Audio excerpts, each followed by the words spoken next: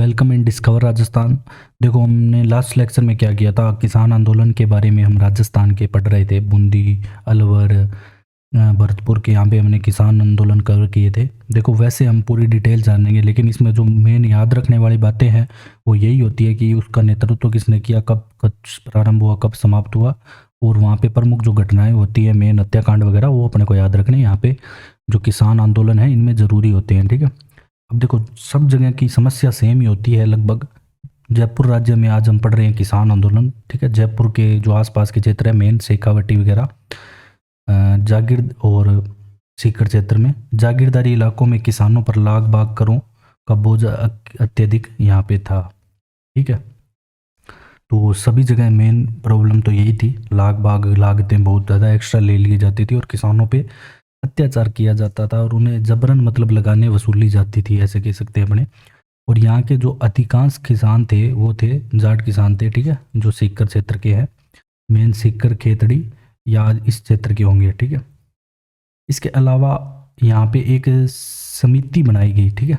चिरवा सेवा समिति। कौन सी? चिरवा सेवा समिति 1918 ईस्वी में शेखावटी में। ये समिति क्या करती थी, इसका हम इसलिए पढ़ रहे हैं, ये इस समिति का किसान आंदोलन से तो नहीं लेना देना कोई, लेकिन इसका स्वदेशी आंदोलन से लेना देना है। और ये अकाल व प्राकृतिक आपदाओं में जरूरतमंदों की सहायता का काम करती थी। चिरवा सेवा समिति 1918 से शेखावटी। तो इसलिए आपको ये पता होना चाहिए, क्योंकि इससे प्रेरणा लेकर ही किसानों ने यहाँ पे आंदोलन छेड़ा था। और यहाँ पे विदेशी वस्त्रों का ये बहिष्कार करते थे, शराबबंदी का बहिष्कार करते थे। कौन? चिरवा सेवा समिति वाले। ठीक है। इससे सीकर के किसान लेते हैं प्रेरणा शेखावटी के और आंदोलन अपना करते हैं प्रारंभ। ठीक है। अब अपने पढ़ेंगे सीकर के ठिकाने का किसान आंदोलन। क्या पढ़ेंगे? सीकर के ठिकाने का किसान आंदोलन। जो शेखावटी में सर्वप्रथम किसान आंदोलन का प्रारंभ है वो सीकर ठिकाने से ही होता है, और जयपुर राज्य का अर्ध स्वतंत्र इसे ठिकाना कहा जाता है। ठीक है। अब 56% भूमि यहाँ पे जाट किसानों की थी लगभग। हम बात करें तो यहाँ पे अपने को देखो मुख्य टॉपिक याद रखने जरूरी होते हैं इसमें। और 1923 में लगान वसूली यहाँ पे कठोरता से स्टार्ट कर दी गई थी। अब देखो, सीकर में जो ठाकुर था वो मेन जो मतलब जागीरदार था वो था राव राजा कल्याण सिंह। अब ये क्या करता है कि इसके जो पहले के ठाकुर है उसके दाह संस्कार, मृत्यु भोज और खड़ग बंधाई है, तो ये समारोह में अधिक व्यय की बात कहकर ऐसे कहता है कि अब आपको लगान 25 से 50% ज़्यादा देनी पड़ेगी। भाई मार तो 8 रुपये लाग गयो सारो, मैं मार बुढ़ा बडेरा का दाह संस्कार में, अब धान तो इतना देना ही पड़ेगा। अब ये सारी चीज़ें ये वसूलता है किसानों से।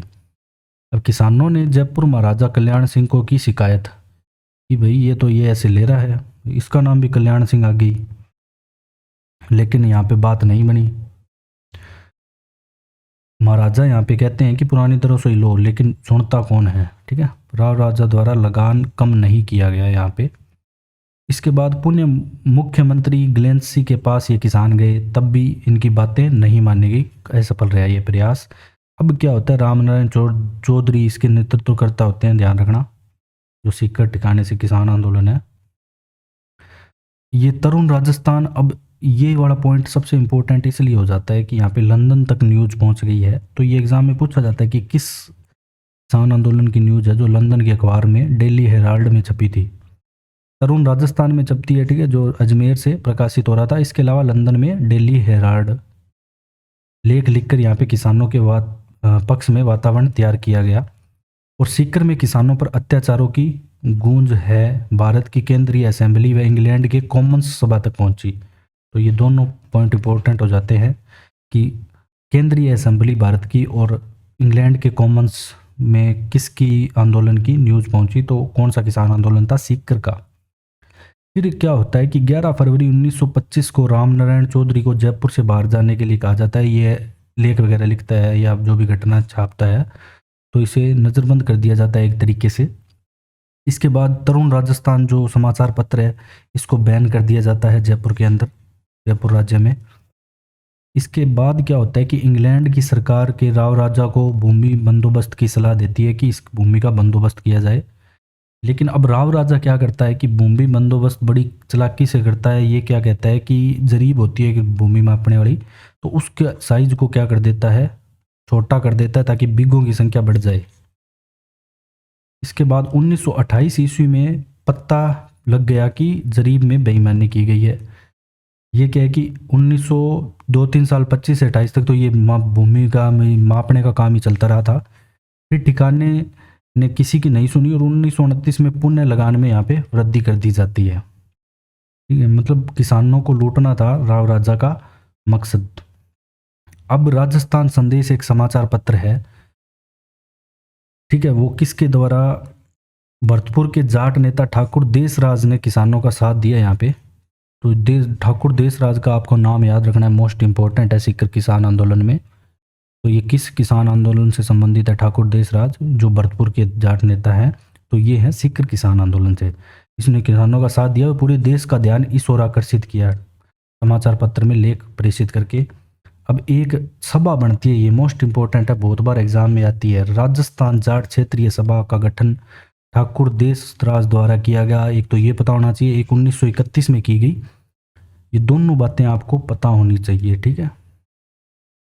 और इसके बाद एक होती है 1933 में अखिल भारतीय जाट महासभा, ठीक है, ये भी यहाँ पे शामिल हो जाती है। ठीक, ये अखिल भारतीय लेवल की है, ये राजस्थान जाट क्षेत्रीय महासभा, अपने को ये याद रखनी है कि 1931 में इसकी स्थापना की गई। और राजस्थान की जो जाट सभा है, कार्यकर्ता दोनों ने ठिकानों के गांवों में घूमकर किसानों की जागृति व जोश का संचार किया और किसानों को प्रेरित किया कि आपको इस जो आपके साथ अत्याचार हो रहा है इसके खिलाफ आपको लड़ना होगा। अब क्या होता है कि 20 से 29 जनवरी 1934 को जाट प्रजापति महायज्ञ का आयोजन करते हैं यहाँ पे 1934 में। और यहाँ पे 200 जाटों का फिर शिष्टमंडल जयपुर में राजा कौंसिल से उपसभापति है एक, जिसका नाम है व्यू चैम्प्स, से मिला और ठिकाने के अत्याचारों की यहाँ पे शिकायत की। फिर क्या होता है कि जाट किसानों ने यहाँ पे लगान नहीं देने का अभियान प्रारंभ किया। यहाँ पे शिकायत की तो उसका कोई प्रभाव राव राजा पे नहीं पड़ा और जाट किसानों ने यहाँ पे लगान नहीं देने का अभियान फिर किया कि हम लगान बिल्कुल भी नहीं देंगे। ठिकाने ने किसानों पर दमन चक्र तेज किया और जबरन मतलब उनसे लगान वसूलने लगे और महिलाओं के साथ भी यहाँ पे दुर्व्यवहार किया गया सीकर के किसान आंदोलन में। इसके बाद हम बात करेंगे 25 अप्रैल 1934 की, जहाँ कटरातल में, अब यहाँ पे क्या है कि नाम याद रखना जरूरी होता है, ये इंपॉर्टेंट है, एग्जाम में पूछा जाता है किशोरी देवी का। कटरातल में सरदार हरलाल सिंह की पत्नी थी किशोरी देवी और ठाकुर देसराज की पत्नी उत्तमा देवी। तो किशोरी देवी उत्तमा देवी जब भी आपसे पूछा जाए तो इसका संबंध आएगा सीकर किसान आंदोलन से, ठीक है। इन दोनों के आपको नाम याद रखने हैं। इनके सानिध्य में महिलाओं का सम्मेलन हुआ, लगभग 10,000 महिलाओं ने भाग लिया। किशोरी देवी यहाँ पे करती है इनका नेतृत्व। अब किसानों के बढ़ते आक्रोश को देखकर कैप्टन वेब ने को भेजा गया सीकर।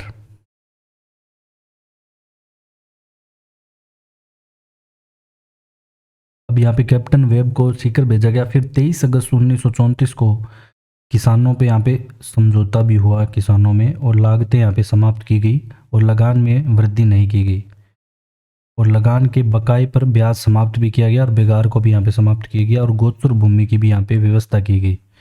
देखो ये सब बातें हुई थी, सिर्फ पन्नों पे हुई थी, इसके अलावा ये धरातल पे नहीं उतरी थी, क्योंकि राव राजा इन शर्तों को मानने के लिए मंजूर ही नहीं थे, ठीक है। फिर भी वो मन मानना अपना जो कर रहा था, वैसे ही सिस्टम अपना चला रहा था, वैसे ही लगान ले रहा था। फिर क्या है कि 25 अप्रैल 1935 को सीकर ठिकाने के राजस्व अधिकारी हैं, जो कि कुदन गांव में पुलिस की सहायता से लगान वसूलने पहुंचा जबरदस्ती, ठीक है। एक जाट किसान उग्र हो गया, फिर पुलिस ने वहाँ पे चला दी गोलियाँ, तो जिसमें मारे जाते हैं मुख्यतः, इनके नाम याद रखना, तुलसाराम बुक्कर, टिक्कूराम बुक्कर, चेतराम बुक्कर और आसाराम पिलानिया। ये 4 यहाँ पे किसान मारे जाते हैं जो कि इस आंदोलन से संबंधित है। अब फिर क्या होता है कि अखिल भारतीय जाट महासभा के आह्वान पे 16 मई को सीकर दिवस मनाया गया। तो ये याद रखना, सीकर दिवस कब मनाया गया, अखिल भारतीय जाट महासभा द्वारा, ये भी एग्जाम में आता है 16 मई 1935 को। फिर विवश होकर ठिकानों को जाट प्रतिनिधियों से समझौता लास्ट में करना पड़ा, जिसमें सर छोटूराम चौधरी व भरतपुर के रतन सिंह के माध्यम से किसानों ने यहाँ पे समझौता किया और ये उनकी जो लगान वगैरह बेगार वगैरह है वो माफ़ की गई। और 1947 के पश्चात यहाँ पे किसानों की मांगें स्वीकार होती है, आज़ादी के पश्चात ही होती है लगभग। अब हम बात करें टू द पॉइंट की, मतलब कि क्या इसमें इम्पोर्टेंट है। देखो, प्रारंभ उसका 1922 में हुआ, ये आपको ध्यान रखना है, और 1935 में ये आंदोलन यहाँ पे सीकर ठिकाने का समाप्त हो गया। नेतृत्व राम नारायण चौधरी है मुख्य रूप से, सबसे पहले तो यही रहेंगे, फिर ठाकुर देसराज। इसके अलावा यहाँ पे एक क्षेत्रीय जाट महासभा का संस्थापन होता है, वो 1931 में होता है। अगर ये पूछा जाए कि महिलाओं की तरफ से नेतृत्व कौन करता है, तो किशोरी देवी और उत्तमा देवी। केंद्रीय असेंबली और ब्रिटिश संसद में इस आंदोलन की चर्चा हुई, ये आपको याद रखना है। इसके अलावा हेराल्ड समाचार पत्र में इस आंदोलन की चर्चा हुई। अब हम पढ़ेंगे शेखावटी, ठीक है, पंचपाणी क्षेत्र का किसान आंदोलन। तो सीकर के वैसे तो पास में ही लगता है। शेखावटी क्षेत्र का किसान आंदोलन देखेंगे हम, एक सेकंड।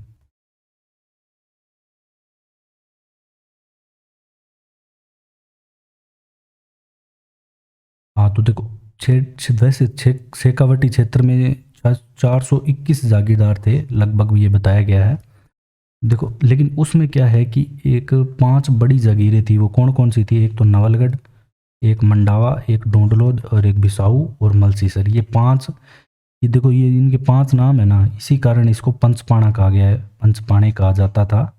और संपूर्ण शेखावटी का क्षेत्र का 75% एरिया ये कवर करते थे, पंचपाणे, नवलगढ़, मंडावा, डोंडलोद, बिसाऊ और मलसीसर। यहाँ भी आपको अधिकांश किसान जाट जाति के मिलेंगे, और सीकर के जाट आंदोलन से ही ये प्रेरित हुए थे। देखो, इस आंदोलन का प्रारंभ, ये इंपॉर्टेंट है, 1924 में होता है शेखावटी क्षेत्र के, ध्यान रखना आप। शेखावटी क्षेत्र के आंदोलन का प्रारंभ यहाँ पे होता है 1924 में। फिर 11 जुलाई 1924 को क्या होता है कि जागीरदारों की शिकायत जयपुर में की गई। पहले तो शुरुआत इसी से ही होती है कि आराम से शिकायत की जाए ताकि समस्या सॉल्व हो जाए बिना किसी आंदोलन के। जागीरदार क्रुद्ध होकर यहाँ पे किसानों पे अत्याचार करते हैं, ठीक है, क्योंकि जागीरदारों का उस टाइम यही स्वभाव होता था। रामनारायण चौधरी ने जयपुर राज्य में प्रवेश पे प्रतिबंध था, ठीक है, जो जिन्होंने सीकर का आंदोलन भी हैंडल कर रहे थे, इनका वैसे ही जयपुर राज्य में प्रतिबंध लगा दिया गया था। इसके अलावा 5 नवंबर 1925 में बगड़ में एक सभा का आयोजन चल रहा होता है, और यहाँ पे होती है जाट संघर्ष समिति का गठन होता है, ठीक है। तो इसके जो अध्यक्ष हैं वो होते हैं राम सिंह, और उपाध्यक्ष बुधाराम होते हैं। बगड़ में आंदोलन जो चल रहा होता है, यहाँ पे जाट संघर्ष समिति का गठन हुआ, तो ये आपको पता होना चाहिए। और राज्य ने किसानों की समस्याओं को लेकर भी एक आयोग बनाया कि पता लगाते हैं कि किसानों की मांगें सही है या नहीं, जो हर आंदोलन में यही हो रहा था। राज्य ने किसानों की समस्याओं को लेकर एक आयोग बनाया, किसानों की मांगों को सही ठहराया गया कि किसानों पर अत्याचार हो रहा है, लाग बाग में कमी की मांग को स्वीकारा। लेकिन वहाँ पे बात नहीं बनी, जो वहाँ के जागीरदार हैं वो नहीं मानते थे ऊपर की बात, मतलब किसानों को लाभ नहीं पहुंचता था। 1929 ईस्वी में खेतड़ी के जागीरदार द्वारा लगान व लागतों में और वृद्धि कर दी गई। इससे 9 गांव के किसानों ने लगान देना ही बंद कर दिया। अब जागीरदारों ने लगान नहीं चुकाने वाले किसानों की ज़मीनें दूसरे के नाम कर दी। फिर ये ऐसे काम चालू कर देते थे, मतलब किसानों पे अत्याचार ही यहाँ पे इनका प्रमुख काम था। फिर 1931 ईस्वी में ठाकुर देसराज ने किसानों को संगठित करते हैं यहाँ पे इस आंदोलन से जुड़कर।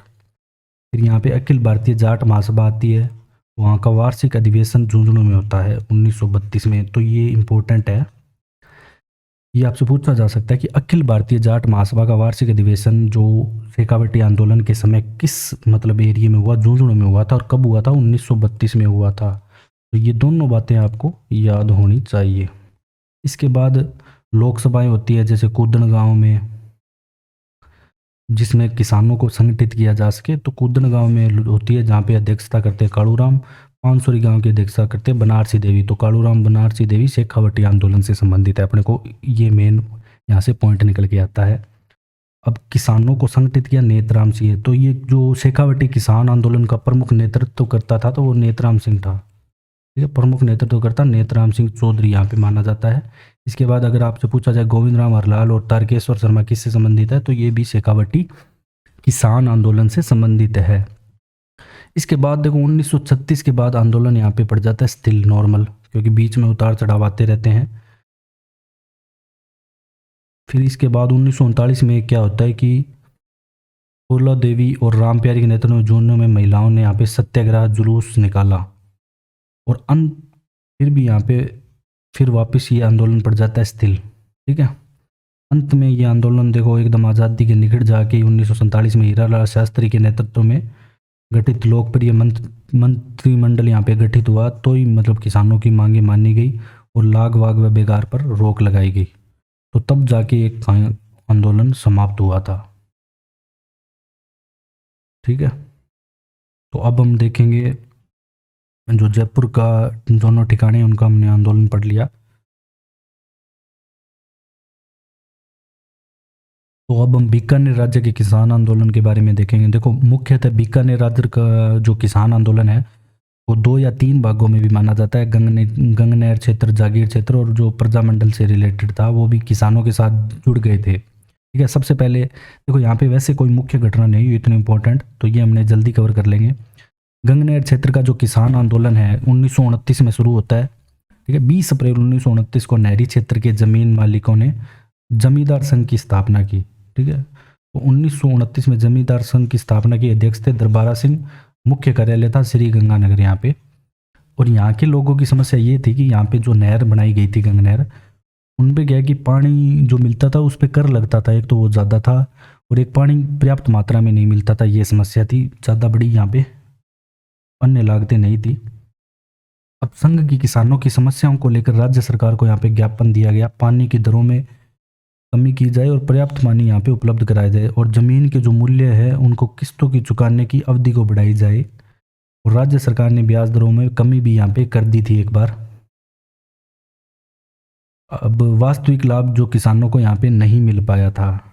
ठीक है, क्यों नहीं मिल पाया था? क्योंकि उपज वगैरह उस अनुसार नहीं हो रही थी। और फिर 1932-34 में महाराजा ने पानी की कीमतों में भी गिरावट की और ब्याज दर की रकम पर भी छूट दी और किसानों की ज़मीनों पर कब्जा व बाद में जब वो किसान उग्र हो गए तो फिर उनकी ज़मीनों पर कब्जा व गिरफ्तारी स्टार्ट कर दी गई। ठीक है, क्योंकि वो फिर भी आंदोलन वहाँ पे कर रहे थे। फिर उत्तराधिकारी था एक शार्दुल सिंह, इन्होंने पानी की दरों में ब्याज दर में और कमी की। फिर 1946 तक किसानों की अधिकांश मांगे मान ली गई। आंदोलन सामान्यतः शांतिपूर्ण यहाँ पे चलता है, मतलब यहाँ पे ऐसा कोई और कुछ मैटर नहीं होता है। 1929 से 1946 तक चलता है, बस अपने को तो इतना याद रखना है और इसमें कुछ नहीं याद रखना। गंगनेर क्षेत्र का किसान आंदोलन में इतना कुछ बड़ी घटना नहीं हुई थी। इसके बाद आता है जागीर क्षेत्र में। अब 18 दिसंबर 1934 को किसानों ने जागीरदारों द्वारा लगाई गई लागते हुए बेगार के विरुद्ध याचिका बीकानेर महाराजा को प्रस्तुत की कि यहाँ पे आप इस हिसाब से लगा रहे हो जागीरदार क्षेत्र की जब हम बात करें। और यहाँ पे जो प्रमुख रूप से जो भूमिका निभाते हैं 1937 में उद्दासर क्षेत्र से किसानों ने जीवन राम चौधरी, इनका नाम याद रखना इंपॉर्टेंट है। जो जीवन राम चौधरी हैं ये इनके नेतृत्व में महाराजा से मिलने के प्रयास किए, लेकिन महाराजा गंगा सिंह ने इन्हें मिलने से इनकार कर दिया गया। इसके बाद 1938 में राज्य सरकार द्वारा आदेश जारी किए गए जिसके अनुसार लगान न चुकाने वाले किसानों की निजी संपत्ति भी जब्त की जा सकती है। यहाँ पे ऐसा जारी कर दिया गया, मतलब उनको अपने आय में वृद्धि करनी थी। अब इस टाइम होता है महाजन ठिकाने का किसान आंदोलन, जो 1927 के बाद लगान व लागतों में यहाँ पे वृद्धि की गई। 1940 में बीकानेर राज्य के जागीरी क्षेत्र में 23 लागतें समाप्त करने के यहाँ पे आदेश दे दिए गए। आंदोलन के बाद अंत में जागीर क्षेत्र में बंदोबस्त करवाने की यहाँ पे घोषणा की जाती है। अब जो इम्पोर्टेंट आता है वो है दूध व खारा चूरू का किसान आंदोलन। यहाँ के समय जो जागीरदार था वो था सूरजमल सिंह, जो कि बीकानेर सरकार के अंदर ही सचिव था, तो ये इसके खिलाफ कुछ ज़्यादा कर भी नहीं सकते थे और इसकी शिकायत भी राज्य को नहीं कर सकते थे यहाँ के किसान। फिर 1944 ईस्वी में देखो जागीरदार बकाया लगान वसूली का बहाना करके राज्य पुलिस की सहायता से किसानों को उनकी जोतों से बेदखल कर दिया और संपत्ति उनकी किसानों की यहाँ पे लूट ली गई। अब यहाँ पे जो दूध व खारा से नेतृत्व करता था हनुमान सिंह था, ये मोस्ट इंपॉर्टेंट है, ये आप ध्यान रखना। जो दूध व खारा से नेतृत्व करता है वो हनुमान सिंह है। ठीक है, ये मिलते हैं माउंट आबू जाके शार्दुल सिंह से, उनको अपनी समस्या बताते हैं किसानों को, लेकिन यहाँ पे हल कुछ नहीं निकलता है, कोई हल नहीं निकलता है और अंत में हनुमान सिंह को यहाँ पे जेल भेजा गया था। अब क्या है कि किसानों ने मिलकर यहाँ पे हनुमान सिंह को छुड़ाने के लिए बहुत प्रयत्न किए, लेकिन उन्हें नहीं छोड़ा गया। अंत में क्या, हनुमान सिंह जेल में भूख हड़ताल करता है 24-25 दिन, फिर वो उसको छोड़ दिया गया। फिर वो वापस किसानों के साथ जो नेतृत्व करता है, किसानों की सहायता करता है, तो वापस उसी जेल में, ऐसा 2-3 बार किया गया, जेल में डाला गया, निकाला गया। फिर बीकानेर प्रजा परिषद के भी यहाँ पे शामिल हो जाते हैं मग्गाराम मधवेद, जिन्होंने बीकानेर प्रजा मंडल की स्थापना की कोलकाता में। ये भी यहाँ पे किसानों का साथ देते हैं और हनुमान सिंह के रिहाई की मांग करते हैं, लेकिन यहाँ पे मद्दाराम वेग को भी गिरफ्तार कर लिया जाता है। फिर 1948 ईस्वी में बीकानेर की लोकप्रिय सरकार का जब गठन होता है, जब कहाँ जाके इन समस्याओं का हल होता है। और अंत में जो महिलाओं का अगर आपसे नेतृत्व पूछा जाए दूध अखाड़ा होते, तो खेतूबाई दूध अखाड़ा किसान आंदोलन से संबंधित है।